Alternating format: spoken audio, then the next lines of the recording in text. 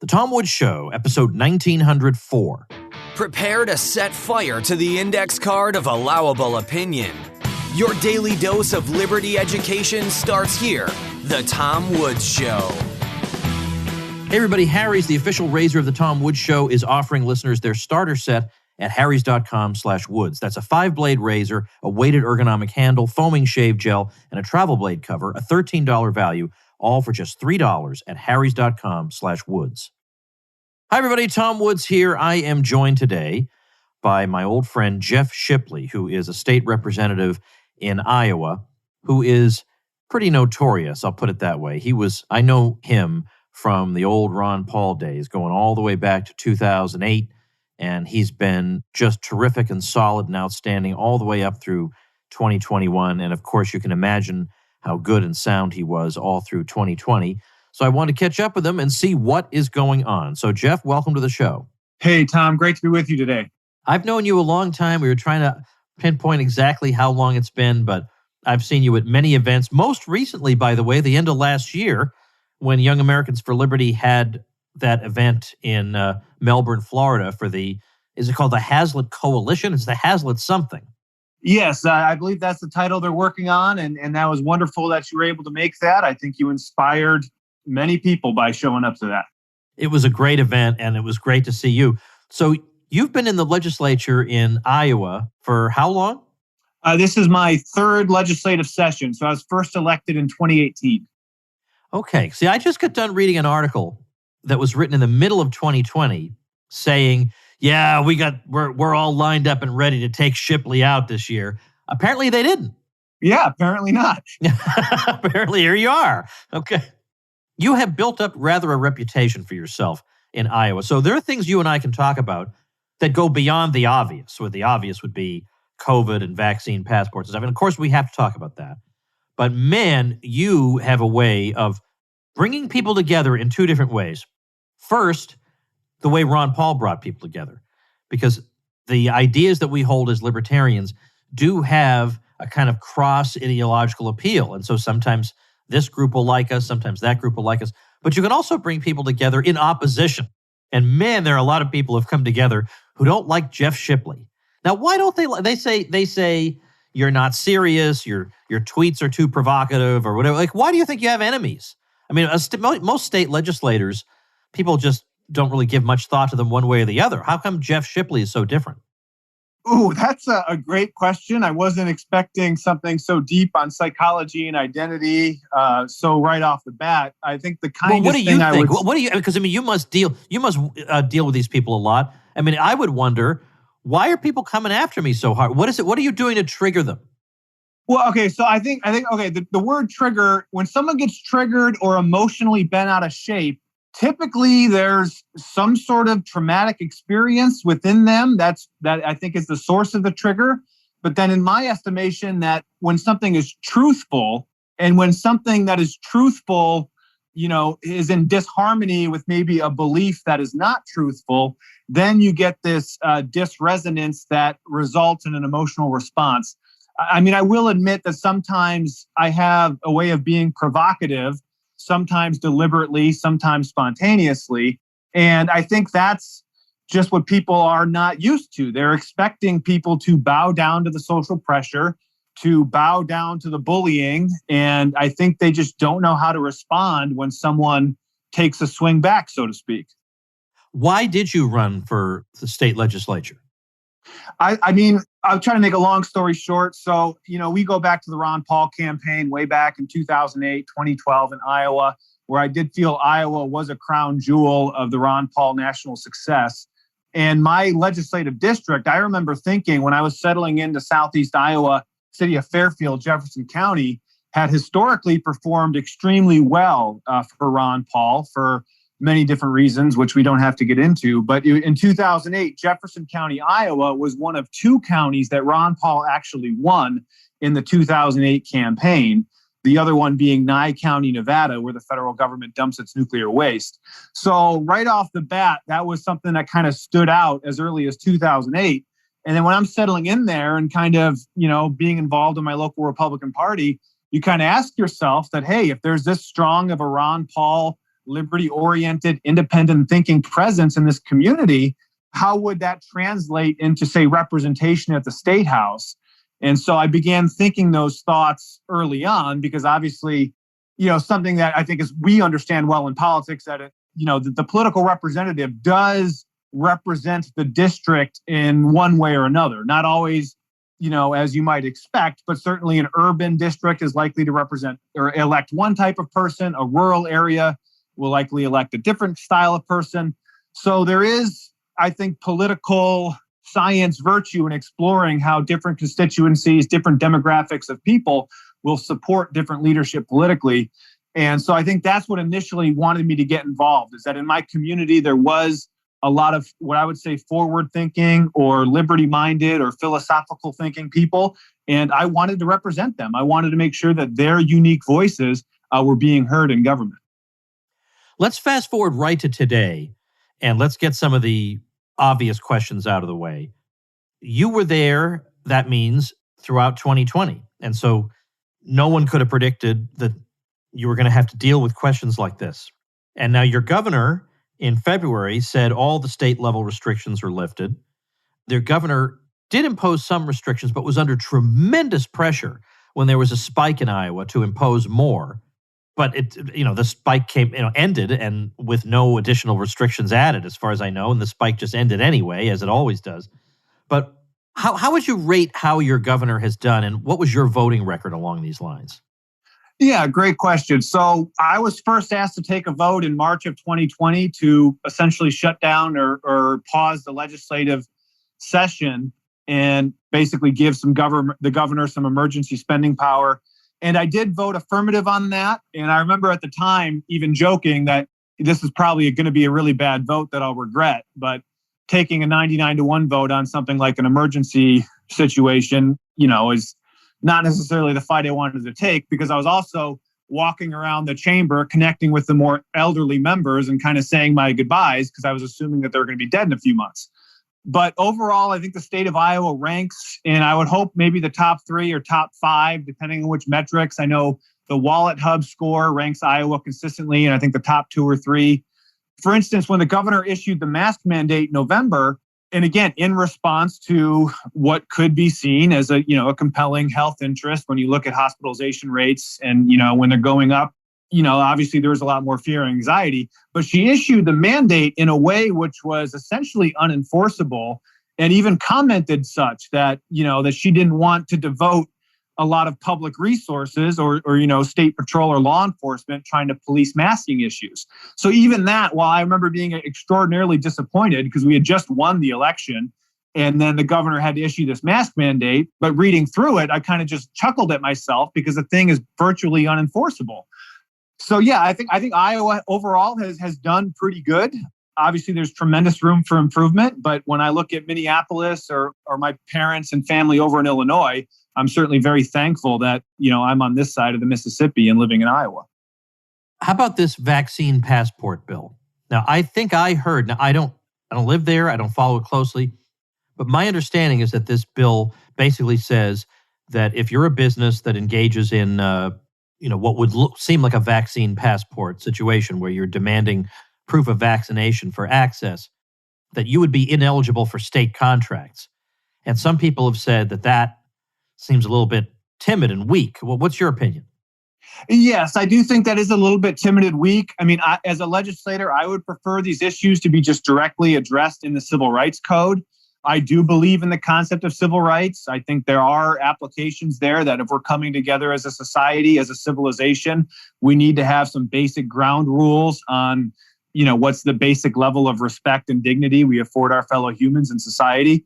So if I wanted to fix it, and I had legislation to address this, it unfortunately didn't receive a hearing, but I think it would be addressed in the Civil Rights Code, or even restating some medical freedom, Fourth Amendment style language, just basically that the people are secure in their medical records.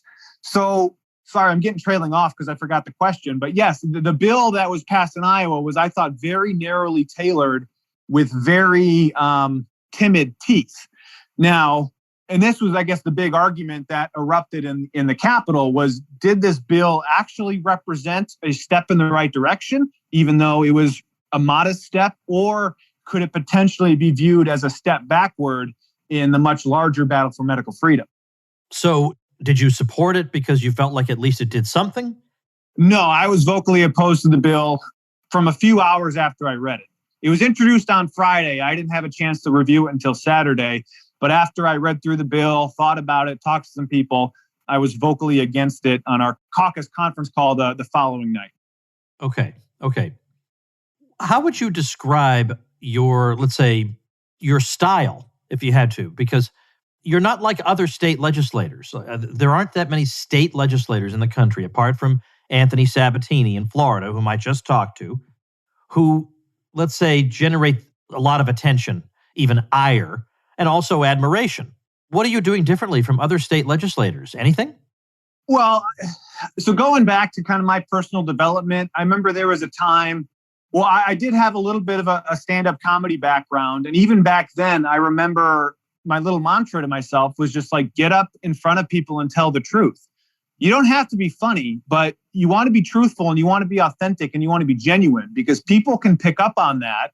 And oftentimes it's subtle, but we all do it. And that's what people really want, is they want someone who's genuine, that can establish, a trustworthy rapport.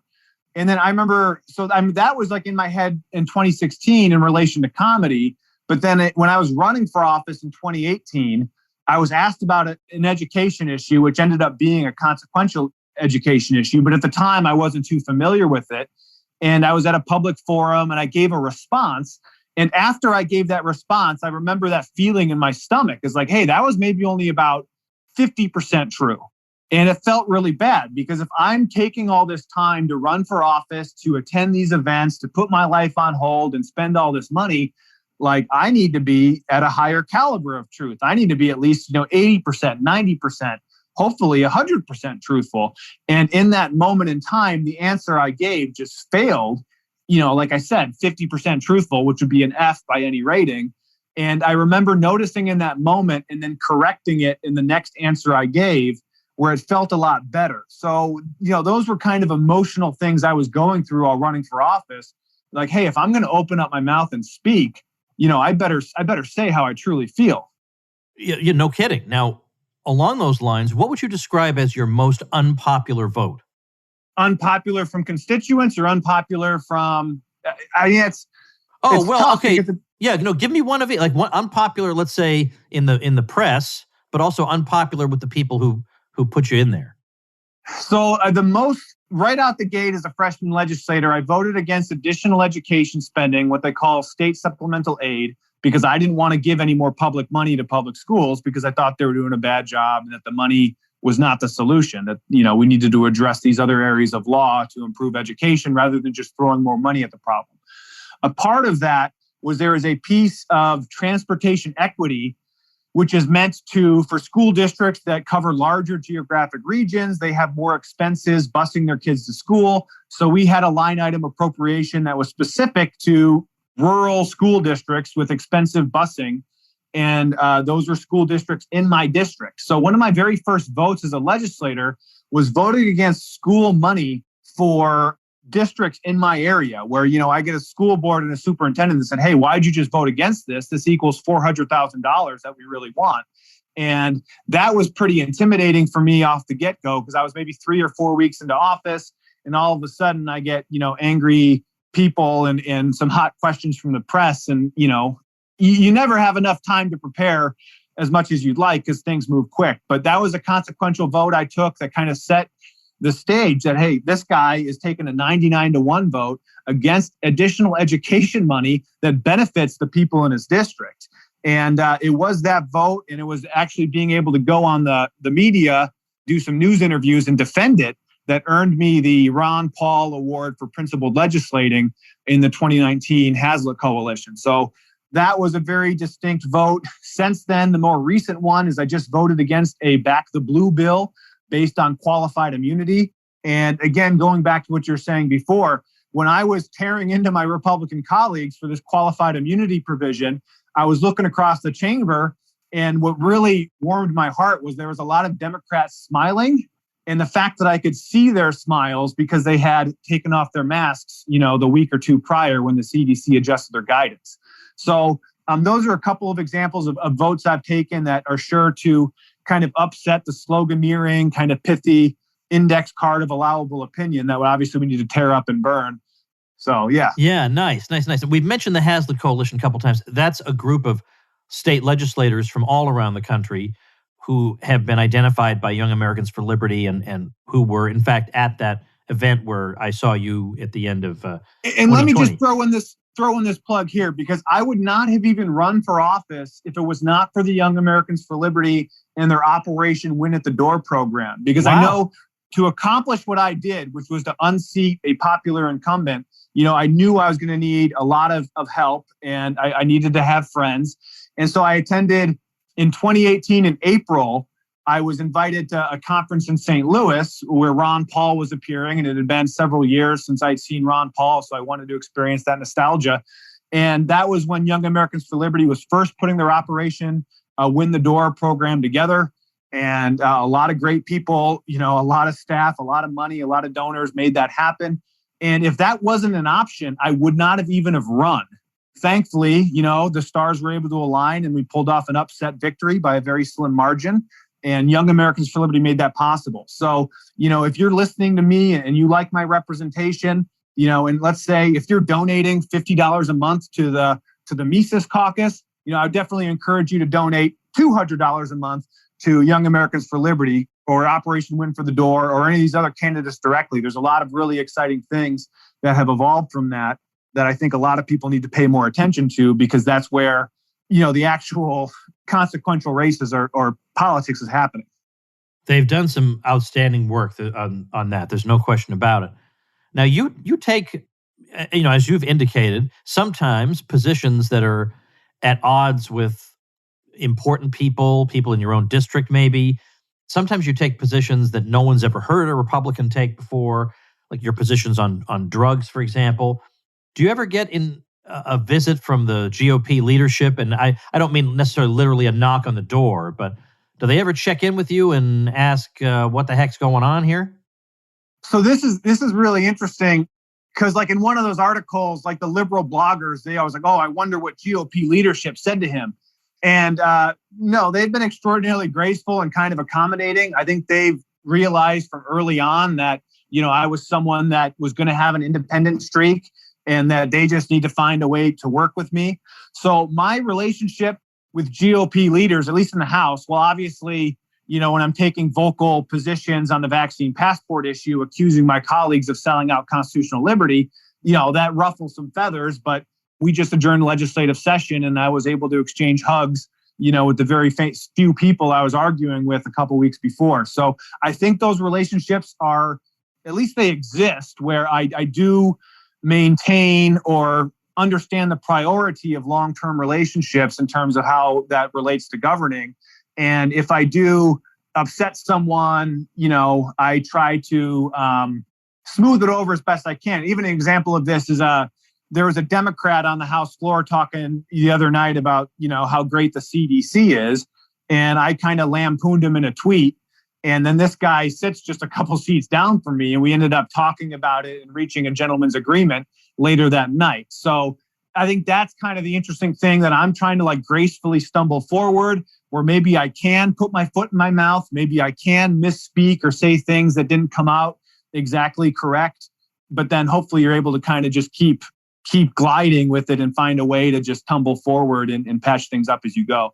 So no, I feel that, at times relationships are stressed a little bit, but at present moment, I feel like, the leaders have been relatively receptive, and they recognize that I offer a perspective that is valuable, because the Republican Party, I think, truly is a party of diversity where people of different thinkings, different perspective can come together and reach consensus on public policy that hopefully serves everyone.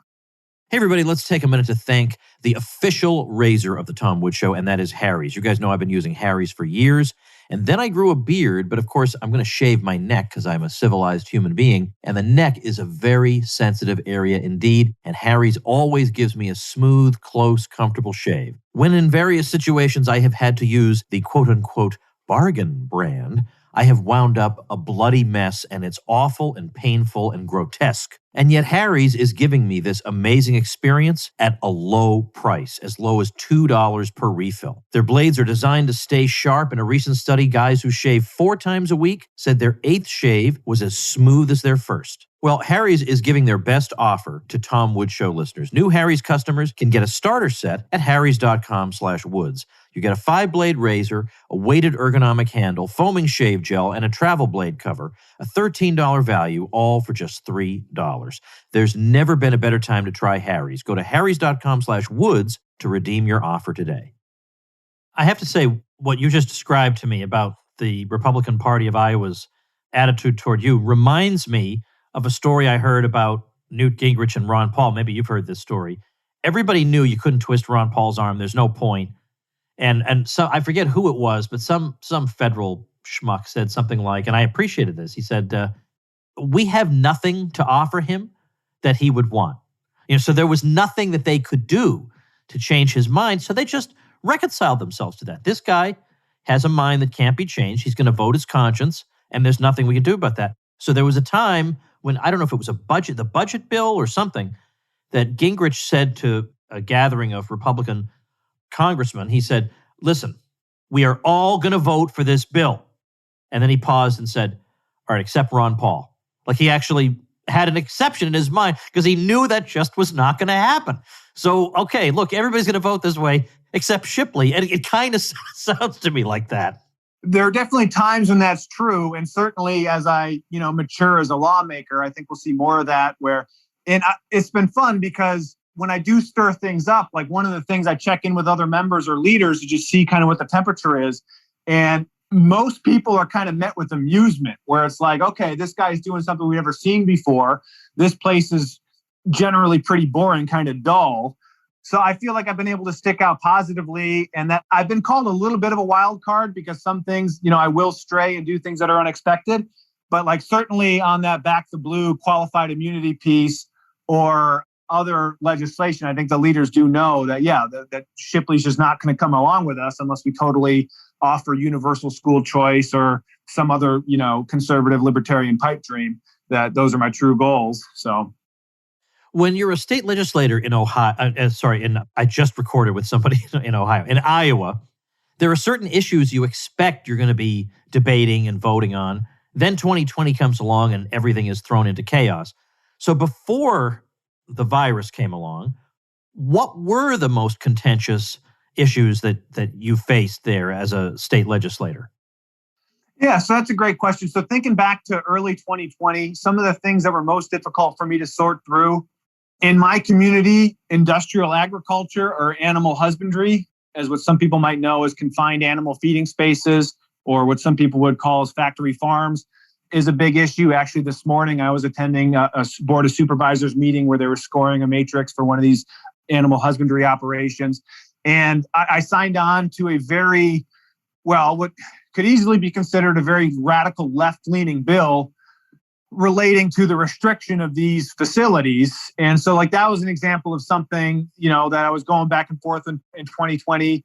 Agriculture issues, certainly like pesticide drift. One thing that I've taken a staked out a position on is cellular infrastructure. This was an issue that actually helped get me elected. And so I remember thinking in March 2020, I had the first time I took to the House floor to really, tear up a bill and file amendments on a bill that was a priority of my own party was actually related to cell towers and the uniform state rules that affect the siting of cell infrastructure. And I remember thinking to myself, like the first week of March 2020, when I, first put on a half an hour show with my amendments, and I knew the people back home, the 300 people that were all about this were really going to love it. And it was really going to give me a lot of political capital back home. I remember feeling very satisfied and thinking like, oh, my work is done. I don't have to do anything else for the legislative session because I was able to deliver on a very important issue. And then the pandemic happened and I was like, oh, actually, there's a lot more work to do. Yeah, indeed. Now, let me ask you, I know that ethanol subsidies are a federal issue, but is that also something is ethanol also an issue at the state level? And if so, how do you handle something where I guess everybody favors it? Yeah, so we did have an ethanol discussion at the State House this year. The bill was relating to mandating blended fuels being dispensed at gas stations. So basically, the legislation would have required gas stations to offer an ethanol blended product, which a lot of states have moved in that direction. And I honestly just did my best to kind of dance around the issue and not really stake out a position one way or another, because for a lot of different reasons. And I guess this is where the philosophy and the practicality, well, first thing, the bill ended up dying. So that's the first thing to say. Other people were opposed to it. Even some farmers were opposed to it because it would have really potentially been bad to, gas stations who might have been forced to make expensive upgrades to their equipment. But, I had citizens who were non-farmers basically explaining to me that, on an absolute levelized cost of energy basis, that ethanol actually is a more efficient fuel, and trying to tell me like what Brazil is doing. And so I kind of just danced around. Somebody got to say like, okay, well, I don't care about blended fuel. If ethanol is really the direction to go, if ethanol is really a superior product than petroleum, then why don't we just have an E100 standard then and make that offering? And, I kind of just throw kind of cute suggestions out like that to get people thinking. But basically, my approach was to host a legislative roundtable and just bring interested people to the table and just say, hey, bring as many community members together, see what they say. And then I'm happy to kind of follow that guidance, because ethanol to me is maybe like a second or third tier issue compared to something like maybe the Second Amendment, pro-life, or certainly the medical freedom issues or education, which are definitely my top priorities. So, and especially because the Farm Bureau is so powerful and sometimes they do get some issues right, you still want to kind of maintain positive relationships. And so I wouldn't see any sort of benefit in terms of like, tearing out my hair, talking about how awful these government subsidies and mandates are, because it's true. The other side just says, well, those apply in other energy sectors as well. And it's extraordinarily complicated, how just the energy industry works. And it's not something I'm an expert in. But then just last thing I'll say through this approach is my state senator, who has a lot of experience and owns a trucking company, he was able to actually lead the opposition to the bill in the Senate. And so because he was a state senator and was taking a strong position, I was essentially able to just position myself behind his coattails and say, hey, if it's good for my senator, it's good enough for me. And that's kind of how I maybe just sidestepped the issue and made sure I was focused on the things I really care about. By the way, what part of Iowa do you represent? So I represent Iowa House District 82, which is southeast Iowa. I think I already mentioned Fairfield and Jefferson County, which for those who know, Iowa is about, probably about an hour and 15-minute drive south of Iowa City. Yeah, and then my district. I was trying to situate it in terms of something I knew, because I've been to Iowa City. Yeah, so I'm about maybe an hour and a half. I should probably drive the speed limit more. But my district borders Missouri. So Van Buren and Davis County are on the Missouri border, and then about, an hour west of the Mississippi River. So do you have people in the legislature you feel like if it's not a caucus, that nevertheless you tend to vote with on a regular basis? Do you feel alone a lot in the legislature? Well, so that was really, I think, what was the big test of this vaccine passport bill, was really just getting that test of, okay, how many people are truly with me? And I did have, I think, 5 total Republicans voting against the final passage of the vaccine passport bill. And it was really kind of a cool moment because it hung in the air. On the House floor, you need 51 votes for anything to pass. That's the constitutional threshold for anything to pass, is 51 votes. And so sometimes you'll get a bill that hangs at 50, and they're waiting for those last few people to cast their votes. And in very rare occasions has a bill actually failed on the floor. But on the vaccine passport bill, because I was able to convince 4 other Republicans to vote nay with me, it hung at 50 for a long time. But by a long time, I mean 45 seconds or so, which feels like a long time when you're watching the board. And then they were able to corral another Republican member who he had voted against it in committee for reasons not similar to mine. And then, of course, he voted affirmative just because most legislators do whatever leadership tells them in the moment that they tell them. So, yeah, that was a good acid test for me, that I had members supporting my amendments and I had members following my lead on the floor voting negative. And I feel like I am respected in my caucus. And I think this is the big thing we all need to learn, except for you, Tom, but making sure we're articulating our ideas in a way that we're earning the respect of our fellow citizens, or in my case, my fellow legislators, that even if someone doesn't agree with my position, they can at least, cognize that, say, hey, he's making some points that he feels very passionate about. And while I might not vote his way, I respect his point of view, and making sure that we're always communicating ourselves in a very dignified way that will yield sympathy from people who might see things differently. You have a website, PeaceLoveIowa.com. That doesn't sound like the typical Republican website. What would people find there? Well, so it's still kind of under construction. I'm a little bit of a digital neophyte, but we have some published newsletters that we put on there. And I think right now there's 2 petitions. One is to change what we call the medical freedom petition relating to the emergency vaccination laws that are still on the books that are very troubling. And then we have another petition for the Second Amendment Preservation Act, which is, again, a 10th Amendment style bill to stand up against any sort of gun control the Biden administration is planning.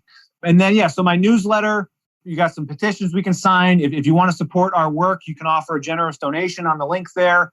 And then, I think the newsletters are pretty interesting. So if you want to check out the blog or sign up or just interface with us, send us an email. We'd love to have you or anyone just contribute and be a part of these conversations. All right, excellent. Well, I'll link to that at tomwoods.com/1904. I'll put your Twitter up there at Jeff Shipley77. And I assume that suffices for links? And then we have a Facebook page too, facebook.com/PeaceLoveIowa. I probably do my more serious political work on Facebook. And then we obviously take a little bit more liberty and stylistic, artistic creativity on our Twitter. And then, we have an email list, and hopefully I can be as more of a prolific email generator like some of our other libertarian colleagues. But we definitely need as much help as we can get in support, encouragement, and just constructive feedback, because I realize, I'm a younger guy. I still got a lot to learn, especially, biting off so much sometimes. Being able to bite off something that you can chew it around rather than just choke on it. So sometimes we need help chewing on these things. Well, I encourage people to do that. And I can say, as I said, I've known you for quite a while, and you were a stalwart for Ron Paul in Iowa. In fact, he did so well that there was a brief time, you'll remember this, when the Republican Party of Iowa was actually run by Ron Paul people like A.J. Spiker and David and some others. Well, so we took over. It was the State Central Committee, and those elections were held prior to the 2012 convention. And yes, I was actually be able to part of that. I was able to cast my vote for A.J. Spiker as chairman as a member of that State Central Committee. And yes, we were able to take over the organs of the state Republican Party. And I know at the very least, they took advantage of that to invite you out for an event in Dubuque at one point in time. Yeah. And so basically, what libertarians are trying to do for libertarian parties across the state, we were able to accomplish that for the state Republican Party. And it was a very interesting political science experiment that I think did contribute to at least the success I'm currently experiencing. So for all those who were able to be a part of the Iowa campaign and make that possible, hopefully we can do it again up here coming up shortly. I remember they invited me to give 3 lectures up there. And so I did that. I mean, I talked about the crisis of 2008, the financial crisis. I talked about, I don't remember what the other one was, but I talked about foreign policy. So I might have also talked about nullification. I mean, really hardcore things. And I talked about non-interventionist foreign policy. That was an amazing thing for a state Republican Party to invite me to do that. So, yeah. Well, let me clarify something, too. Let me clarify your memory, because I believe you came out to the 2010 Republican State Convention when nullification had just been published. That's right. I did. You're right. I forgot about that. And that was prior to us taking over the party. We had only had a handful of State Central Committee seats at that point. But even just by having a non-majority on the state governing board, that still gave us the license essentially to invite speakers like yourself. So even though you might not have a governing majority on the state party board, there still are perks that could be derived from that. Yeah, I remember thinking to myself how incredible it was that I was speaking to basically a mainstream GOP audience and telling them about nullification, and everybody loved it. I mean, they could not have been more enthusiastic. It was an incredible thing. So you got something interesting going on up there in Iowa, I'll put it that way. Well, you have a lot of interesting ideas yourself. So, I mean, don't give us too much credit, Tom. I think you deserve a lot of... Well, that's true, but something tells me that if the New York Republican Party invited me, it would be a cold day you know where. So, well, there's only one way to find out, right? Yeah, that's true. That's true. Well, listen, thanks, Jeff, for chatting with me and for the good work you're doing. And I'll send people over to PeaceLoveIowacom to give you some support, and best of luck. All right. Thank you so much. I'm sorry we didn't get to talk more about the constitutional issues in the vaccine passport bill, but I know your listeners are very much following the medical freedom issues, and with God's grace and everyone asserting their God-given liberty to the greatest extent possible, I know that we have great things and we will be leaders of the free world. And certainly, I guess I want to apologize, Tom, to you, because you've given so much prolific free material over the years. And I probably haven't donated or supported you financially as much as I probably should have, given how helpful you've been. And I want to make sure that you've accumulated financial success, because I view your contributions as just so immense. So I just want to throw that out there. Very kind of you to say, Jeff. I think you've repaid me already by being a courageous person who speaks out in support of issues that matter. So let's call it even. But I appreciate your kind words very much. Thanks so much. All right. We'll talk to you later, Tom. Appreciate the chance. All right, folks, something interesting tomorrow on the show. We got Michael Malice back on this program. And those of you who have been listening for a long time know he is a very regular guest. And we have I don't know how to put it, really, an interesting relationship together, let's put it that way. And he has had some tremendous publishing success over the past week or so that almost defies explanation. And that's not a put down of Michael. It defies explanation what has just happened to him. That for several days, Michael Malice had the top-selling nonfiction book on all of Amazon. So I want to talk to him about that. And of course, he is going to be joining me at my 2000th episode event. And if you haven't signed up to attend that yet, it doesn't cost you a thing to get in, then I'm urging you to do so now, because it's going to be a blast. And Michael tells me he's got something lined up that is going to blow everybody away, but he will not reveal ahead of time what it is. TomWoods2000.com is the website to go sign up for that. So go do that, and I'll see you tomorrow when my guest will be Michael Malice himself. Become a smarter libertarian in just 30 minutes a day. Visit TomWoods.com to subscribe to the show for free, and we'll see you next time. Like the sound of The Tom Woods Show? My audio production is provided by Podsworth Media. Check them out at Podsworth.com.